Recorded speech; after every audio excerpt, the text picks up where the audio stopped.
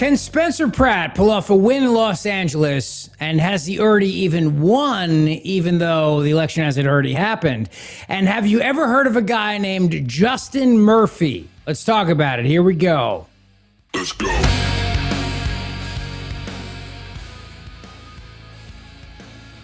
The Republican Party in New Jersey is not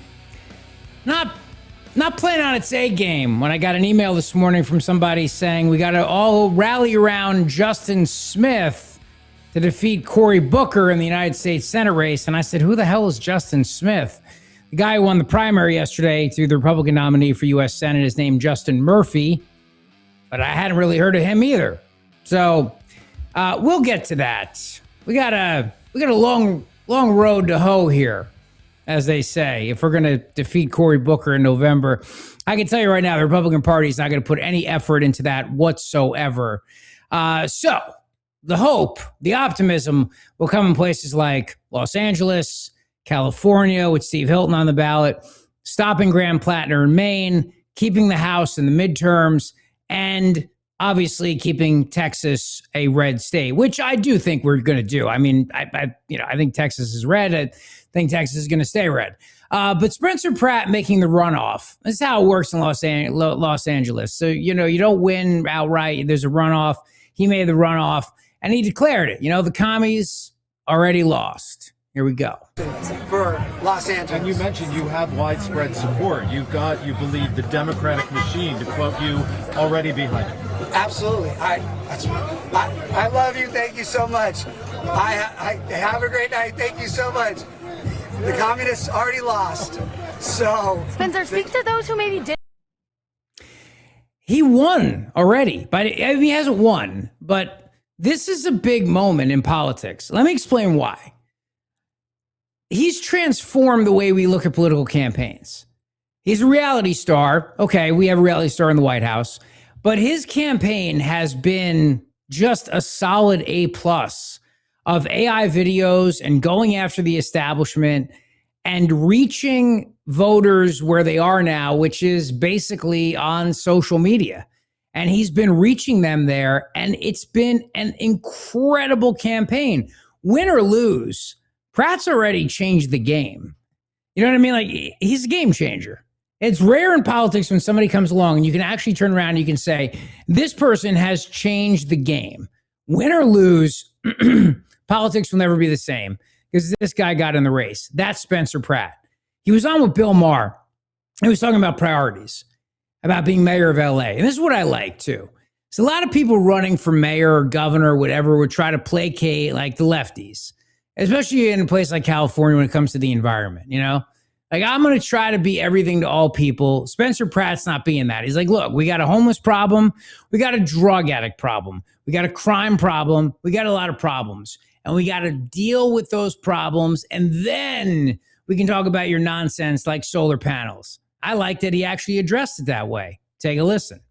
If you're the mayor, you're going to have to learn some of these issues more. Solar panels. We're about 3 years from worrying about solar panels. We need to get all the naked drug addicts off of the sidewalks, and then I can worry about solar panels. But we can't walk and chew gum at the same time. With the state of LA right now, the solar panels, you can spit that gum out. I love the idea of getting the drug addicts treatment and giving them job opportunities. And if we need more solar panels, personally, I think we got to investigate the LADWP, why you even need a solar panel. You pay so much money for regular electricity that we got to check why our rates are going up 10% plus every month. And we're not getting better electricity. Alkaline water is not coming out of our tap. So I'll get back to you on the solar panels, but it's a little, my totem pole is make sure people don't have home invasions every single night. Right. Make sure you're not losing your whole suspension because we haven't fixed a road. I'm basic. That's why I'm resonating. Common sense, basic stuff. People that are struggling to live in LA right now because it's so expensive and they're stepping in human poop, they don't care about your problem with the solar panel right now. But they may, once I get rid of the poop and I make it more affordable to live, then they may want solar panels. It's called priorities. And that's the key. And the fact that he's not BSing anybody and the fact that he's not going down the roads they want him to go is why he's doing so well. Win or lose, he's changed the game. He has reached young voters on social media, and he has made people open their eyes to corruption and the corruption in Los Angeles and California in general. I mean, that whole Med-Cal scandal that's coming out with that one doctor who billed like $1 billion and performed no services. I mean, every day is another story after story about this. Scott Pelley's been fired from CBS News. Shocking. I know, right? We're all surprised by that. First of all, I don't give a flying blank that Scott Pelley's been fired by 60 Minutes or CBS News. I could care less. That guy obviously wanted to get fired. He had it coming. There'll be a court challenge. They'll sue. I don't care. I could care less. I don't care. But my point is that CBS News has been going after a lot of the Med-Cal scandals under Barry Weiss's leadership. They're trying to change things at CBS News. I give them credit for that. I really do. But it's not going over well with the establishment over there. They're not happy about this.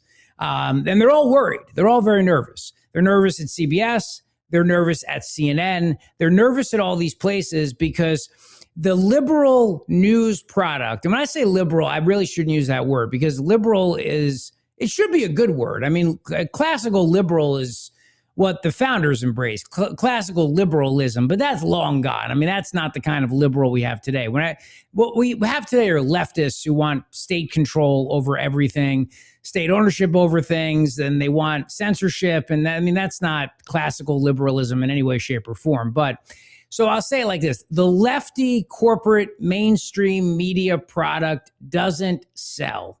It doesn't sell, baby. That's the bottom line. And if you're not selling, look, I got kids to feed, right? Papa's got to eat. Papa's got to buy Mama jewels. If it ain't selling, it's not going to work. That's just the reality of where we are. But for a while, you had people who were so ideological that they were willing to subsidize failure and losses to the tune of millions and millions and millions of dollars just to put out a propaganda message. But those days are over now because you have people who are willing to step up and say, we actually can deliver a news product that maybe isn't so biased, make some money, not lose money at least, and I don't know, give people a choice. How about that? And we can actually approach this from a business idea, meaning that if people want to tune in and watch, we'll all make money.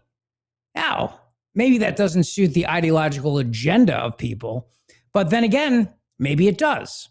Meaning that maybe there will be people that tune in to CBS News now that Scott Pelley's gone, and CBS News is deciding to go down the road of looking at all the corruption in Los Angeles. Maybe part of the reason why Spencer Pratt is doing so well is not just that he's a reality star, but he's been talking about the corruption in Los Angeles and California. And maybe, lo and behold, the viewers of these news shows actually give a damn that politicians are wasting their money and stealing their money and that their friends are stealing their money.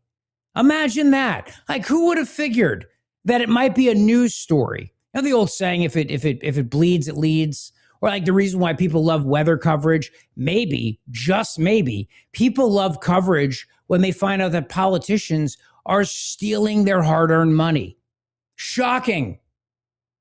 It's almost, it's so obvious, painfully obvious, that you go, whoa, why haven't they done this before? And the answer is because you've had people that invaded newsrooms, just like they invaded classrooms, for ideological reasons. And they used it as a device and a vehicle by which to push an ideological message, and making a profit wasn't what they cared about. Suddenly now they're realizing that you can't keep losing money because shareholders give a damn. And when you have a show like The Late Show with Stephen Colbert and it's losing a whole bunch of cash, it's not going to survive. 60 Minutes was losing a lot of money. CBS News in general losing a lot of money. But that's not going to stop Good Morning America, ABC, Disney, China, the other networks from trying their damnedest to still put up the ideological fight. They believe passionately that they exist to stop Donald Trump, to stop Republicans, to stop conservatives. Imagine it like this. You get out of bed every day and you don't go to work. You go to do something that is a mission. Like it's not a job for you. It's a mission. It's an ideological pursuit of something. Now, if that ideological pursuit was journalism, uncovering the truth, I would say, bravo. That's a beautiful thing. See, I love waking up every day. I mean, I don't love right now waking up every day because I can't sleep because I'm in so much pain from my surgery a couple weeks ago still. It's only been 2.5 weeks. But my point is, like, I love every day that I have to come on the air with you for an hour. We do this podcast together. Please subscribe. I get to talk about the issues I care about, and we get to have a conversation together. And I get to actually get into it, the issues that I passionately give a damn about. But I'm not pretending like I'm about the pursuit of news. I have an agenda. That agenda is about freedom. It's about liberty. It's about less government. I mean, I'm not going to hide from that agenda. But for so long, the corporate news media has convinced us that their agenda was about uncovering the truth, was about getting to the bottom of things. No, it wasn't. It was about pursuing a lefty ideological agenda. Now you have people in newsrooms that are turning around and saying, okay, that doesn't work and it doesn't make us money. The question going forward in the Los Angeles race for mayor is, will they now embrace Spencer Pratt's candidacy and give it the actual fair treatment it deserves? Or will they try to make him the next Trump so that he loses and Karen Bass wins?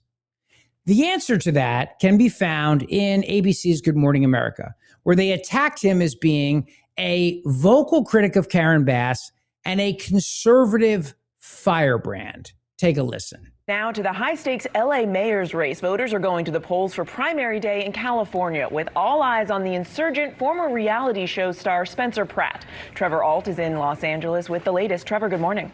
Good morning, Marion. You don't often see national attention and millions of dollars spent on a mayoral primary, but that is what voters are weighing today in Los Angeles. And of course, a big portion of this attention is from the provocative campaign of reality star Spencer Pratt.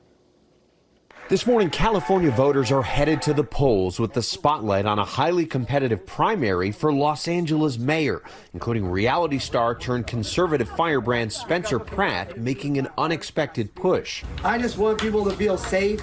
I want families to be able to thrive in the city. Pratt rose to fame on the early 2000s MTV show The Hills. I say things that I feel. His campaign has taken aim at incumbent Mayor Karen Bass as she's battled low approval ratings, triggered largely by her response to last year's devastating wildfires. No, I haven't always got it right. There's more work to do. And with your help, I'll keep fighting for LA. The Democratic vote now appears split between Mayor Bass and a progressive challenger, Councilmember Nithya Raman. Now let's stop it right there. So you see how Spencer Pratt is now, according to ABC's Good Morning America, the same place that employs the unbiased journalist George Stephanopoulos, a conservative firebrand. What makes him a conservative? Like, they say that as a put down. You understand that is a pejorative to them. When they call somebody like Nithya Raman a progressive, that's a compliment. It's like a progressive. She's looking for progress. She's looking to move the needle. She's looking to move the ball down the field. She's looking to make things better. She's progressive. When they say somebody's a conservative provocateur or a conservative firebrand, that is their way of putting that person down. That's their insult machine going after Spencer Pratt. The question I have for you is, from now until Election Day, how will the media outside of CBS News treat Spencer Pratt? Will they give him fair treatment, or will they try to destroy him because he is not Karen Bass? He's not Nithya Raman. He's not your classic progressive who's going to focus on solar panels and EVs, and also because they, as these corporations, still are run by ideological people who believe the newsroom is there to push an ideological mission. CBS News is changing because Barry Weiss is in there, and Barry Weiss saw the ideological purity that was demanded of her at the New York Times, and she got fired and she left and she said enough is enough and she quit and whatever it was, and that was the end of it, and that was that. It's a game changer now. So now Scott Pelley's out at CBS News. Good riddance to him, but he wanted to be out. Let's not kid ourselves here. This lowlife, he wanted this. He wanted to be out. Why, you ask? Because Scott Pelley knew that his days were numbered. So much like Stephen Colbert, it's all about trying to go out as the victim, as the martyr. of this new mean, evil person named Barry Weiss, who is coming in there to now change CBS News and make it into a Trumpian news organization. So I'm going to go out as the victim so that I can maybe get a payday and then maybe reach a platform and an audience somewhere else. But it's very important that I am seen as standing up to the evil corporate titans and that I am seen as the victim here. Just as exactly, this was what Colbert was going to get fired. His show was losing money, losing hundreds of millions of dollars a year. He was going to get fired, right? There was no doubt about that. Same thing with Scott Pelley. 60 Minutes, the guy was old. I mean, he was done.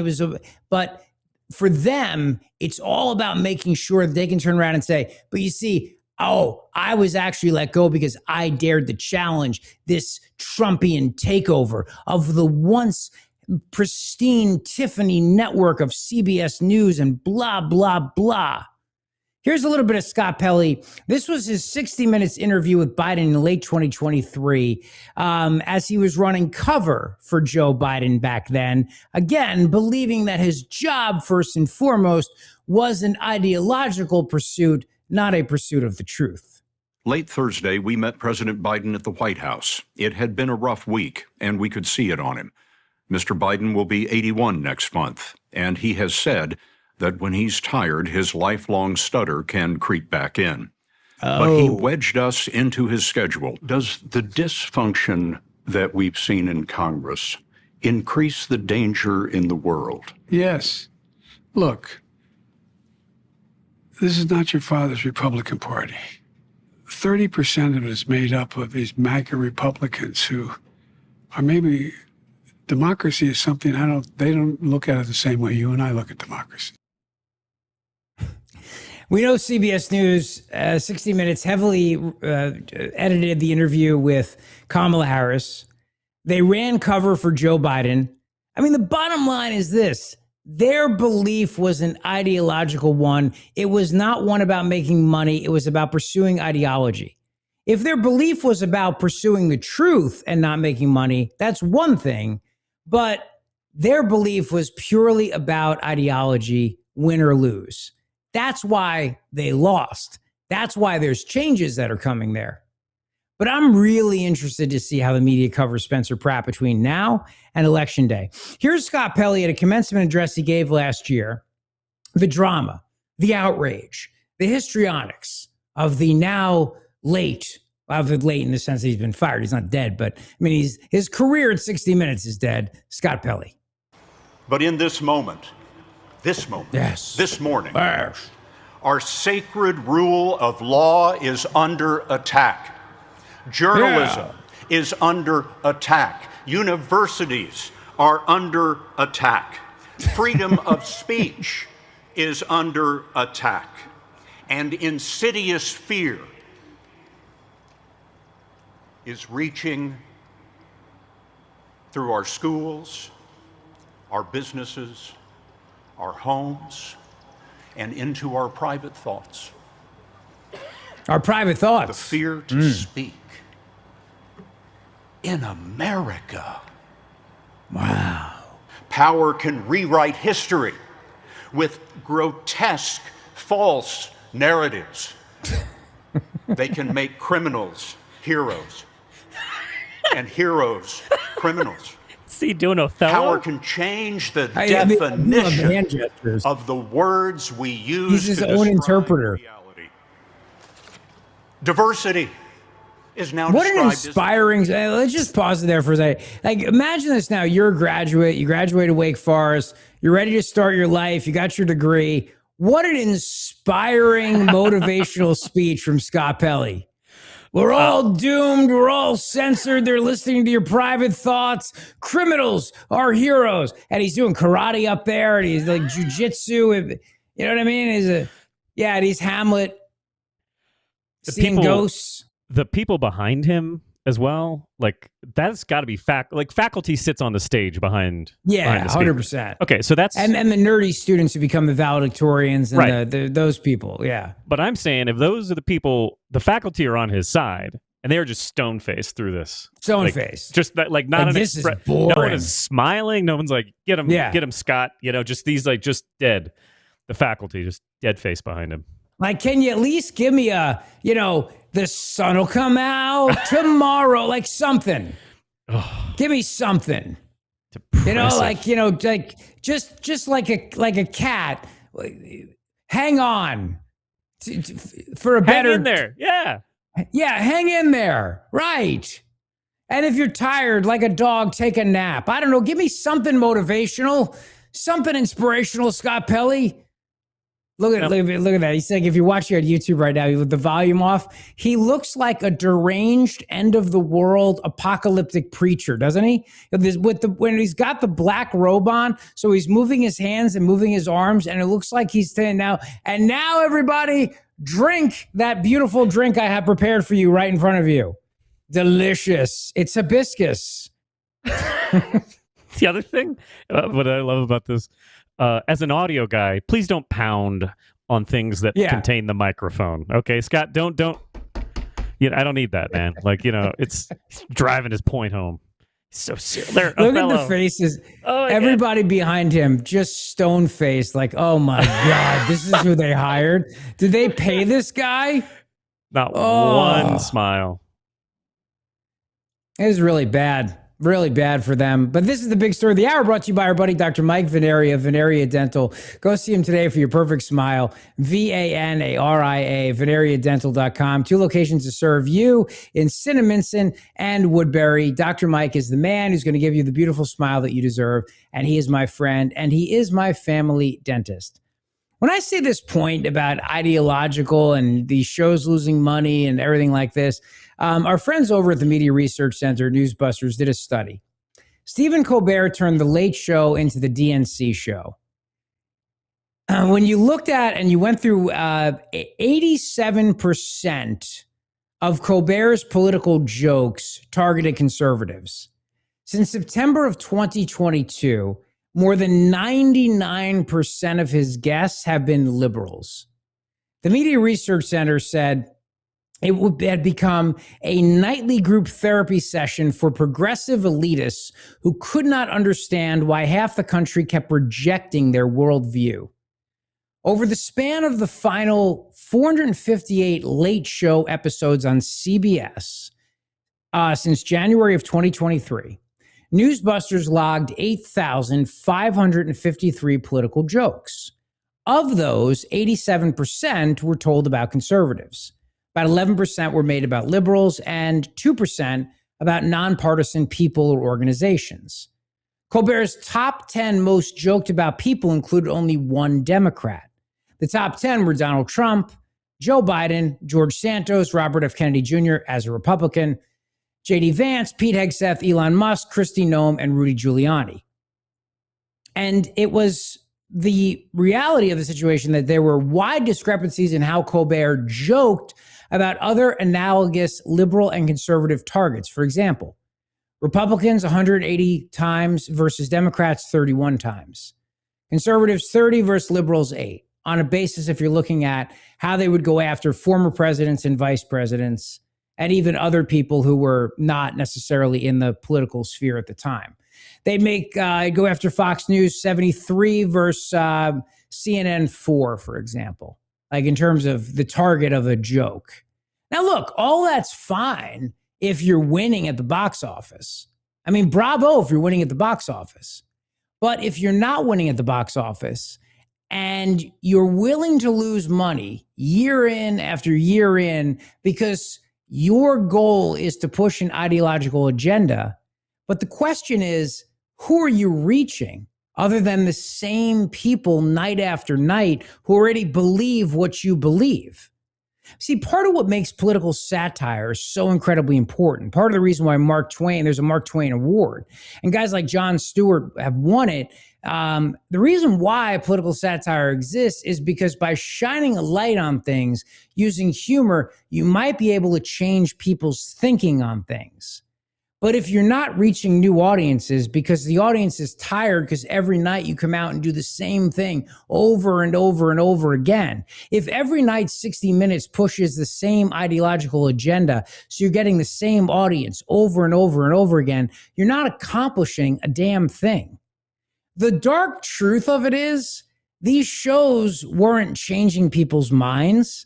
They were literally group therapy sessions. And that's fine. That's fine if you're making money. It's not fine if you're not making money, though. Because at the end of the day, the job is to make money. If the job is not to shine a light on the truth, then the goal has to be, then we're here to turn a profit. And these shows weren't doing it, so they're out. The other question I have for you as we continue then is that as you look at this now, look at how certain people are able to get young people interested in politics again, like Spencer Pratt, for example.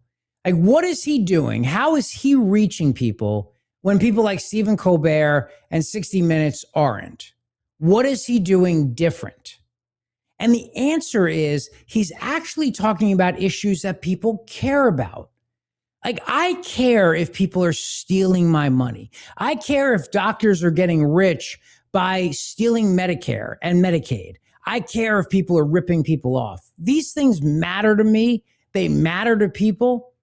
And yet 60 Minutes and Stephen Colbert weren't interested in those things. They mocked people like Nick Shirley for shining a light on those things. As we continue along here, let me thank my friends at the Grand Hotel of Cape May, New Jersey, for being incredible sponsors of the show. You know, they are the best place down the shore, in my opinion. I love the Grand Hotel. It's my happy place. You know what I also love? They give you money back. That's right. I'm talking about resort credits. You get money back in your pocket to use the resort the way you want to use it. How, for example, Hemingway's Restaurant. Do you love fresh steak and seafood? Well, who doesn't? They've got the freshest at the Jersey Shore. The longer you stay at the Grand Hotel, the more that they will give you back in resort credits to use at the outdoor pool bar, Hemingway's Restaurant for the best, freshest steak and seafood, handcrafted cocktails, great breakfast for the kids, the beach cabana, the gift shop. That's right. Stay a whole week. You'll get $80 a night in resort credits. You'll enjoy the outdoor heated pool, always 84 degrees. You'll enjoy the indoor heated pool. You'll enjoy the game room. You'll enjoy being right by the beach, and you will enjoy Cape May because it is beautiful this time of year. But trust me when I tell you, you need to make your reservation now, and you need to book direct with them for the best rates and to get those resort credits. The longer you stay, the more you save. For a June midweek stay, 5 nights is going to get you $70 a night in resort credits, money back in your pocket. Or 7 nights gets you $80 a night in resort credits.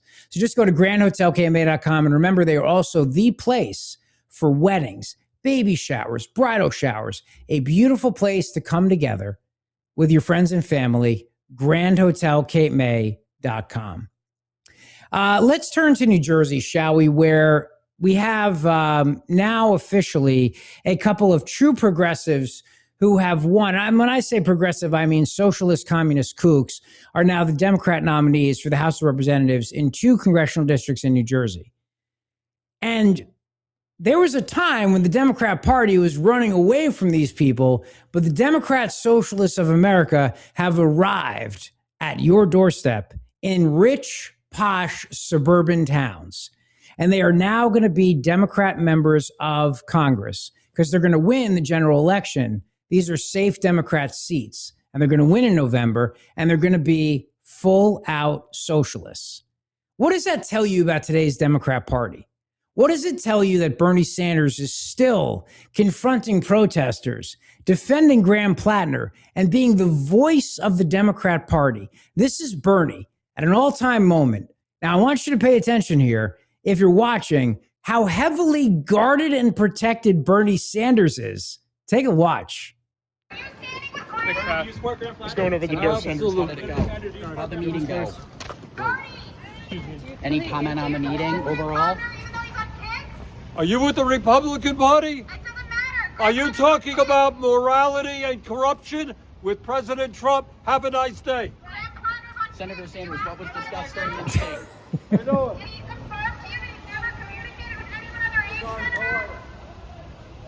Now, I count, Jared, at least 2 heavily armed Capitol Police officers with him, and those are some badass dudes. Like, these guys are ripped, and these guys are packing some serious heat. You see that? Absolutely. Did she bring the bullhorn before she knew Bernie? Does she always have a bullhorn? Well, it was Bernie's bullhorn, obviously. His megaphone, Bernie. She stole his megaphone. That's why he was so angry. I'm surprised you didn't send somebody to go get it back. Seemed Yeah. Yo. You're lucky you're cute. Otherwise, I would send Sergeant Smith over here to get my bullhorn. You can keep the megaphone, hottie, but show me your boot. Flash for Bernie. One time. And by the way, I want to take away your guns, but not these guys. These fellas need their guns. That is, I don't know if entourage is the right phrase for it, but like he is in a cocoon around these guys. Yeah, there's a full-on bubble around Bernie Sanders. I mean, a full-on bubble. Like, I don't know, man.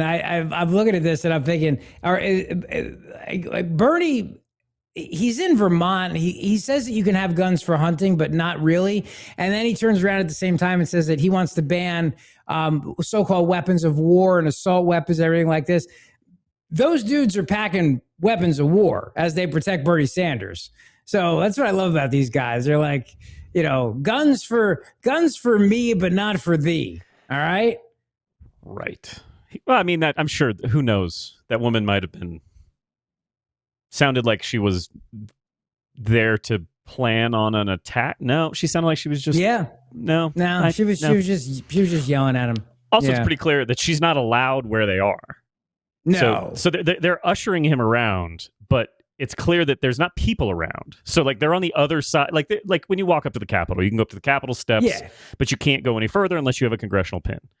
It's very apparent from this thing. They're not following him. They're not running after him. There's no safety threat. He's clearly on the other side of whatever perimeter this is. And he still has a cocoon of safety around him. He still has a militia around him. Let's just call it what it is, all right? These guys are wearing vests. These guys are like in their mid-20s. They're packing heat. They're ready to kill him. They kill a guy. And he's just free to point. But yeah, you can see the roads are all shut off, basically. I mean, the car that's driving by is clearly authorized to be there. It looks like a Capitol Police car. I will get that megaphone back one way or another, lady. We're not done here. This has only just begun. But the socialists are on the march, and they are on the move, and they've just now 2 more members of Congress, officially from New Jersey, of all places, in posh suburban districts, will be joining the House of Representatives this November, which is why companies like Exxon are getting the hell out of New Jersey. And this is a wake-up call. And the question is, Exxon's leaving New Jersey. Is this what other companies should do, which is to say, F you to states that don't like us? So the Wall Street Journal had a really interesting op-ed on this, and I loved it. The Exxon example for corporations. The shareholder duty case for leaving states that punish business. The ExxonMobil shareholders last week voted to support management's decision to move its corporate domicile to Texas from New Jersey. Now, look, as a Jersey taxpayer, does this make me happy? No, of course not. To the people that live in the town where Exxon is, you just lost a rateable. Your property taxes are probably going to go up. I'm sorry for you. But at the same time, I don't blame Exxon. And the question really becomes, much like how the corporate media is having a reckoning with losing money, do these corporations have a reckoning with the fact that they're losing money by staying in blue states that hate them and hate their product? Blue states that want to shut them down. Like Mikey Sherrill and the other Democrats, they hate oil. They hate fossil fuels. They hate natural gas. So why should Exxon stay when Texas would take them with open arms? It's a smart move that raises a question for other companies. Is it becoming a corporate governance duty, a duty now, to leave states that punish businesses for states that don't? 71% of Exxon holders supported the corporate move at its annual meeting. That endorsement came despite opposition from the proxy advisor duopoly of Glass Lewis and Institutional Shareholder Services.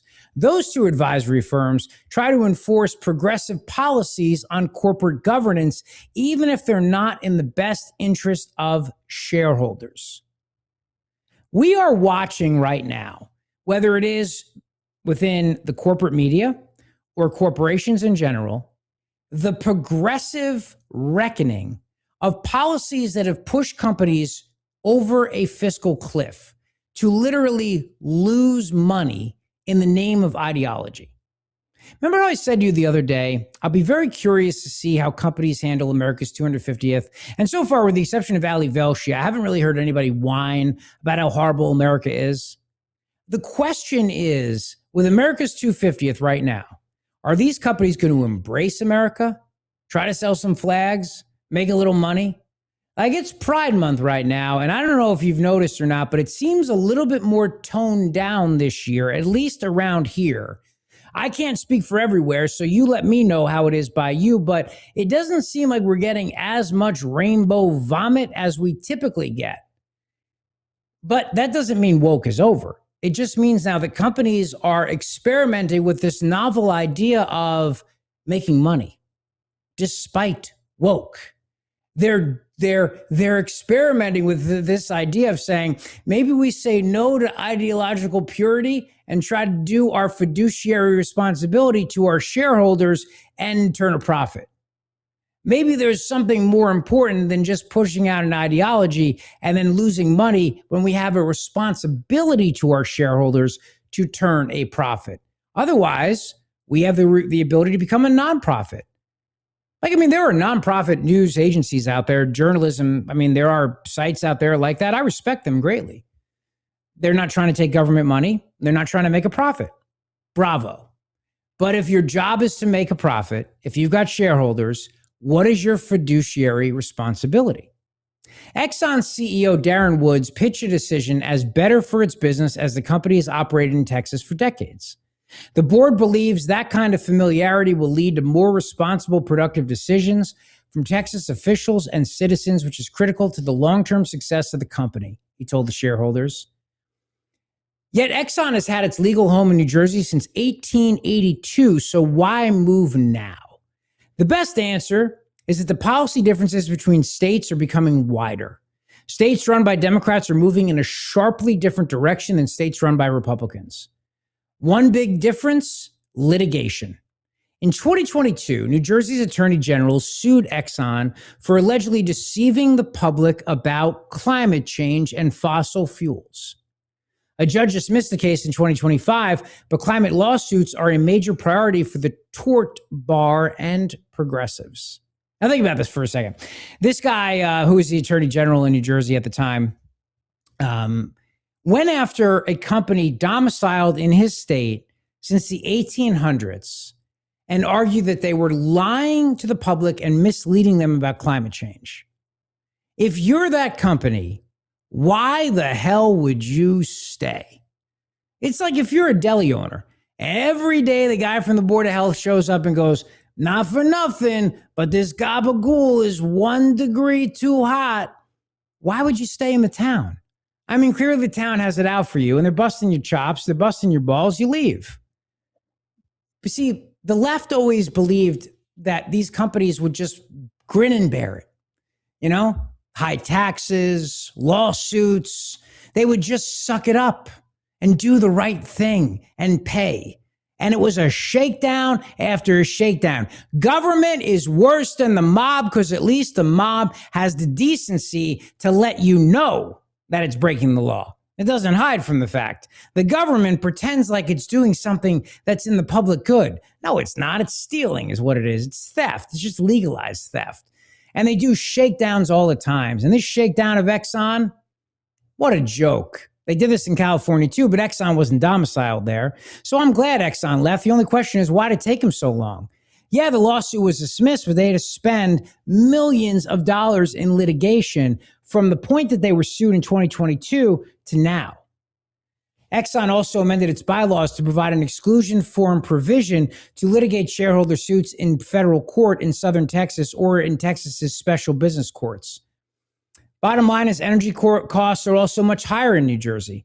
The website Choose Energy says electricity rates in Texas are 15.41 cents per kilowatt hour compared to 23.12 cents in the Garden State.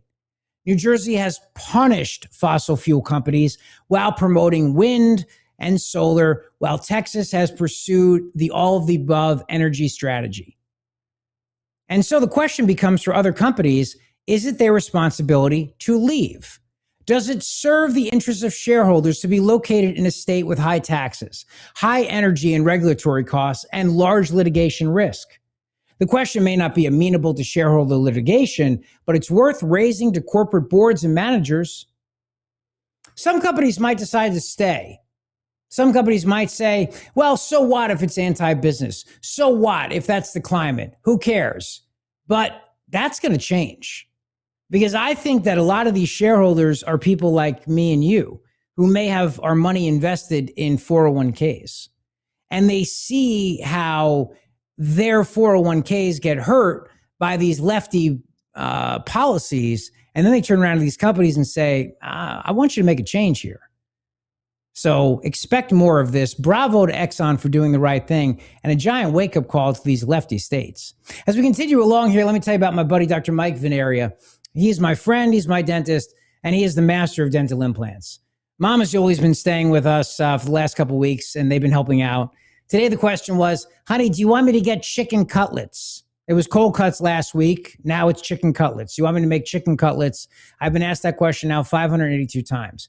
But she discovered Dr. Mike for our family, and I'm so grateful because he is the undisputed master of complex dentistry. Look, if you need a dental implant, there's no one better than Dr. Mike, so go see him today. All you got to do is make your appointment at veneriadental.com. You want chicken cutlets, baby? I'll fry them up for you. Dr. Mike has been recommended by other dentists and doctors for over 10 years in a row. They wouldn't keep doing that if he wasn't delivering for them because it's their reputation on the line. And these doctors and dentists want to make money, so they don't want to lose patients. And Dr. Mike makes their patients very happy by giving them the beautiful smiles that they deserve. And that's what he'll do for you. It's what he did for my wife, Bridget, when he gave her a beautiful smile upgrade last year. So please go see him today. veneriadental.com. You know, Rich, I don't think I knew. Jared. I don't think I knew until the video portion of your show that the Mama Zeoli voice comes with a face. There's like a scrunchy face that you do. I knew the Mama Zeoli voice. I just thought that's where I thought, you know, it's good to learn. It's easier for me.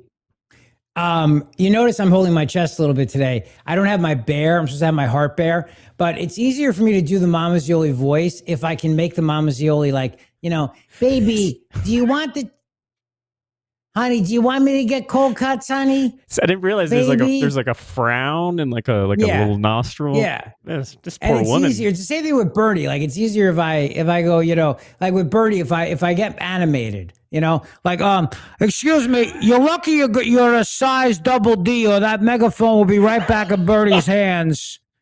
And these heavily armed officers with these big guns here would be exposing, you know what I mean? Like you got to do it. It's just physical is really what it comes down to. Yeah, you got to channel it. You got to channel it. I get that. Okay. Yeah. Got it. Yeah, you got to channel. Should we show the scar? Should we do it? Is it today? Oh, no. No. Oh, and Newman Price sent another song. So it's another tease for tomorrow's show. I promise you, tomorrow on Thursday is going to be reveal day. May not be Scar reveal day, but it will be Newman Price song reveal day and a couple other surprises for you. So tune in tomorrow. But I'm not doing it till we hit 2,000 subscribers, and we're not there yet. We're close, but we're not there. And so tomorrow on the air, if we don't hit 2,000 by tomorrow, what I'm going to do is I'm going to open the Scar on and first in podcast history. What? I also don't know that that's true. I like, you know, is that... Do you think that... Well, we just make up a lot of things on this show. We've accused Steven Spielberg of murder, of being implicit in a cover-up of nuclear scientists and atomic astronomers. Hasn't proven that he's not. Until Steven Spielberg can definitively say on the record he has not killed these scientists in a publicity hoax, I have no reason to doubt it. Also, I don't know why he won't respond to the allegations. He won't even talk about it. Thank you. Doesn't bring it up. Thank you. Very simple. Is it true you beat your wife? Just want to know the answer. Exactly. All right. Still. Yep. Still. Tomorrow could be reveal day for a lot of things, but we'll definitely do Newman Price's song. I just have to remember to send them to you, Jared. That'd probably be easier. Newman, why don't you just send it to Jared? Make my life easier. You want me to read my email address out on the pod? Yeah, can you just do that, please? Just send a link in the chat, and then Jared can grab them from there. Can you do that? So it's funny. Rich found a way to make less work for himself and more work for the producer. It's not about work. I just keep forgetting. Okay. Because of my attention span. So I've known about it for years. Also, Jared, don't forget something. I'm a non-gestating parent. Okay, so I've got a lot of responsibilities. Are you a gestating or non-gestating? What are you? Well, not a parent, but I don't believe I would. I mean, I guess you add to the gestation at the beginning, but you don't do the gestating. But you're not a gestator. I guess. I got to read the details of this new bill. This is Democrat State Senator Luis Sepulveda. Louis or Lewis, I don't know. He's going to replace words mother and father with gestating parent and non-gestating parent. That's going to be his bill proposed in the state of New York. I feel like we might have bigger fish to fry than worrying about this. But if we're going to go down this road, can somebody explain to me what gestation means? Mm-hmm. Honey, it's your gestating parent. It's your mother. I'm sorry. Can't say that anymore. It's gestating Zeoli instead of Mama Zeoli. It's just. Do you want me to make chicken cutlets, baby? It doesn't. Do you want me to bring cold cuts? Your non-gestating parent, your father, he doesn't like chicken cutlets. It doesn't work, right? I don't like the word being used that way. It doesn't. It also doesn't work with chicken cutlets. Yeah. The other thing on this bill is I've heard, especially right after the election, I heard a lot of what Republicans say Democrats are isn't really what Democrats are, right? Like I heard somebody say, nobody says birthing person. I'm like, well, I'm pretty sure if I Googled it, I can find some elected officials who say birthing person. This is a great example. They're like, nobody actually says non-gestating parent. I'm like, I don't know. Check out a New York state proposed law. Like that's somebody said that, That's not how we. Could you imagine the guilt from Rich? It's your gestating parent calling. I haven't heard from you. It's been a week. It's your grand. Hey, it's your grand gestating parent. Kids? Yeah, and we've been saying instead of Mother Earth, we've been calling a Mother Earth birthing person Earth. So do we now say gestating parent Earth? Is that what we say? Like, I'm trying to understand how that works too. Can you help me with that? Is that would the Earth didn't gestate us? No. Maybe? But we say Mother Earth, but is this So it's gestating? This is a common misconception. It's non-gestating Earth, but it's gestating Earth, but a non-gestating time. That's not. What about a non-gestating asteroid that could come and smash into birthing person Earth and end this for all of us? Could we do that? Could we root for that? I welcome it. Thanos was right. I've been on Team Asteroid since I'm like OG Team Asteroid. You know what I mean? OG. Bring it on. You know what? Bring it. It was a good run. I don't need to see where we're going here. It was a good run. I don't need to. We're pretty good on this. Yeah, we don't have to play out the rest of it. I know. We've probably got some third act problems. We just make it through. We're fine. We always have third act problems in every movie. Exactly. Speaking of woke overlord, here's Democrat lawmakers Yasamin Ansari, Adelita Gravalia, and Rashida Tlaib on a press conference on how much they need its economic violence if employers don't pay gestating persons when they have their special time, I guess. I think. Today we are here to talk about women's pain and how long it's been overlooked. In the summer of 2015, while starting my career in New York City, I woke up on the floor of my local bodega, drenched in sweat, being dragged into an ambulance. 2 male paramedics hovered over me and continued to ask me if I was pregnant. I had passed out from period pain. Even now, every month, I have days where it feels like barbed wire is tightening inside me. I've taken 2,000 milligrams of ibuprofen in 24 hours and still been in tears from the pain. Often end up on the bathroom floor in the fetal position, crying, moaning, or vomiting. Wow. Still, I've put on a blazer and gone to work. I've sat in committee hearings, nauseous from the pain. We should send her into Iran. Through it. I've given speeches at rallies and run town halls while my body was in full revolt. I smiled for photos while silently wondering if I might faint right then and there. In fact, about 15% of women have period pain so debilitating that it disrupts work or school. That is no small number, and yet we are told to suck it up. It's why during Women's History Month, I've introduced legislation to give workers up to 12 days of paid leave a year for reproductive health. This would cover period pain, yes, but also menopause symptoms, IVF, miscarriages, endometriosis flare-ups, and more. I'm here to speak to the thousands of women in Southern Arizona who are tired. Let me just jump in here and say this. I feel very bad for women who have to go through this, but it's another tax you're going to make employers pay, which is going to lead to the unintended consequence of maybe them not hiring women because it's going to become more expensive for them to do so if they've got to pay for period pain. It's just like, again, it's these ideas that sound really, really good until you put them to the reality test of being like, is this person going to become a real financial liability for me? And I hate to say that, but you know that that's the reality of life. You know that. And they're pushing this bill, and they know that the bill's not going to pass. So why are they pushing it? They're pushing it so that anyone who votes against it can be called mean and anti-woman and saying that they don't care about women who have tough periods and that they're sexist and that they are evil, cruel, misogynistic SOBs. And that's the whole point of this. It's one of those bills that's designed to go nowhere. You know this, and I know this, and they know this too. But they want everybody to have to be on record about it so that they can throw the M word out there and be like, you are a heartless, uncaring SOB. It's just exactly the same thing that Cory Booker did with his dumb federal noosing legislation. Nobody's getting noosed anymore. Nobody or lynched anymore. Nobody's being lynched.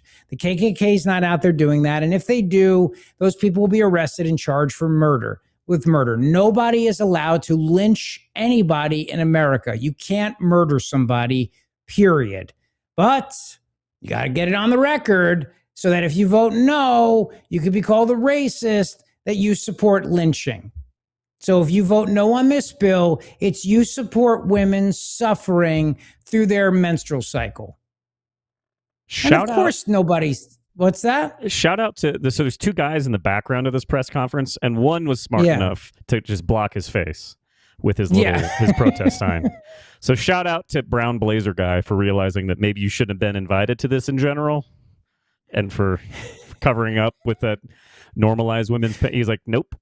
But do you think, Jared, that maybe it started out where the sign was here, and then as it went on, it just kept moving further and further until eventually it just covered his face completely? First of all, he was late. Okay, so if I rewind the clip, he's not in there. He enters whatever stage left here. He go, oh, here I go. Let me hop into the shot. Yeah. And nope, I shouldn't be standing here. And then he hears barbed wire in my, and he goes, and now it's time to cover my face completely. I want to run for Congress someday, so I'm just going to strategically cover up my face. My girlfriend is hot, and I came here to support her. And now I'm going to cover my face because clearly this is not going to work out. So I'm going to make sure that nobody sees me ever It's just little by little. Like I used to take out my microphone when it would drop and you would show the video slowly the sign over his face. If you're watching youtube.com/@RichZeoli show, please subscribe. And little by little just covers his face more and more until eventually all you see is just a sign and a hairline. And that's it. He actually even gets rid of the hairline. He's fully hiding behind that thing. Wow. Good for him. Good for him. Well, I support this. Definitely on board with that. No doubt about that. Okay. So we also have this for you. We have what a crazy time. This is the dumbest time to be alive. If only there was a doctor in the room who could help these women. Oh, there is. Dr. Jill Biden, who actually admits on The View that she's not a doctor, even though she says she's a doctor. Very confusing. He'd given so much of himself, and to see you even saying, like, I thought he was having a medical episode, I was concerned. Was there any part of you that went into protection mode of like, Joe, you can't keep doing this. Like, they're taking so much from you. But the doctors told me he was fine. I'm not a doctor. I mean, I am a doctor. Yes, you are a doctor. Yeah. I mean, I am a doctor. Are you or are you not a doctor? Which is it? Which is it? This isn't like, are you pregnant or are you not pregnant? Are you a doctor or are you not a doctor? Okay, see, you understand now why everybody was mocking you about insisting on being called Dr. Jill Biden, because you're not a doctor and there are actual real doctors out there who are advising people who are dealing with things like strokes and dementia. And then when they need a doctor and then you turn around and go, I'm a doctor. Well, I mean, I'm not a doctor, but I am a doctor. Do you understand now why you became a parody for your stupid insistence that everybody call you doctor? Sorry, Rich. Real question. So she said she thought he was having a stroke. Yes. If she had run onto stage during the debate, stopped it, and been like, he's having a stroke, would it have been better or worse for him than what actually happened? If she had ran on stage and said, I'm a doctor, he's having a stroke, and then it turns out he wasn't having a stroke, and she's also not a doctor, it would have been way better for him. Definitely would have worked out better for him. Yeah. Honestly, wait, I'm not kidding though. It still might have been better for him than letting him continue, right? Yeah. Like that was like that whole scenario we just played out is literally still better than what actually happened that night. That's crazy. All right. So it's the hypothetical question. You're a fake doctor. You think your husband's having a stroke. Do you do anything about it?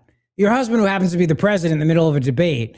And do you do anything with your fake doctor? Like, do you call 911? I mean, do you care? Do you let him stroke out? If you thought if Bridge was on stage at like some red black tie event and she was like doing anything and you thought she was having a stroke and you'd be like, wow, I think she's having a stroke.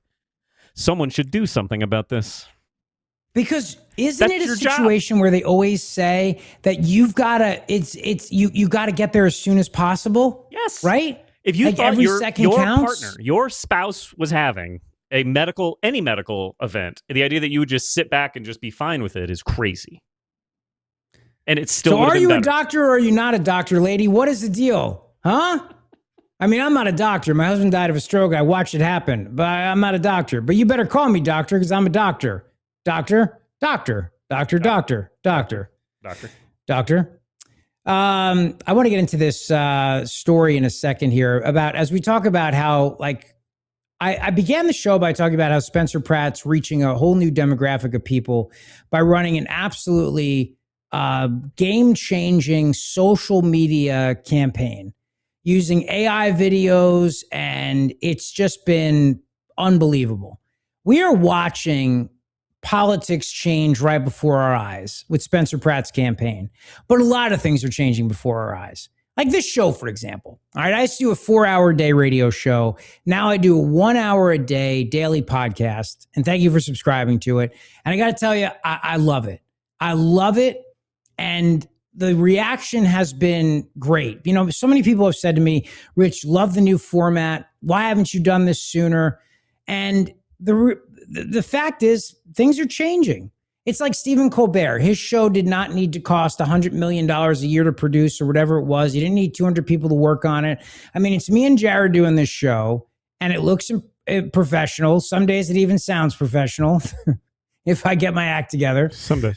Remember, I'm still recovering from open heart surgery here. Want to see the scar? Huh? Not yet. And there's this new movie, Backrooms, which Jared saw, which is changing the game in Hollywood and how they make movies. And this is one of the most fascinating stories I've heard in a long time, but I'm going to save it for tomorrow, along with another fascinating story, how a buddy of ours, a friend of ours, as they say, a guy by the name of Jack Carr, inspired students to actually stand for the Pledge of Allegiance when they refused to do so initially, and how Jack was able to convince them to stand for the Star-Spangled Banner. It's a great story, but you're going to have to wait till tomorrow. That's what we call in the industry a tease, along with Newman Price's songs and the scar reveal. Will it happen? Will it not happen? Tune in tomorrow. Same bat time. Nope, can't say that. That's copyright protected. But you know the drill. Thanks for subscribing. Thanks for watching. Thanks for listening. And I'll see you tomorrow. Let's go.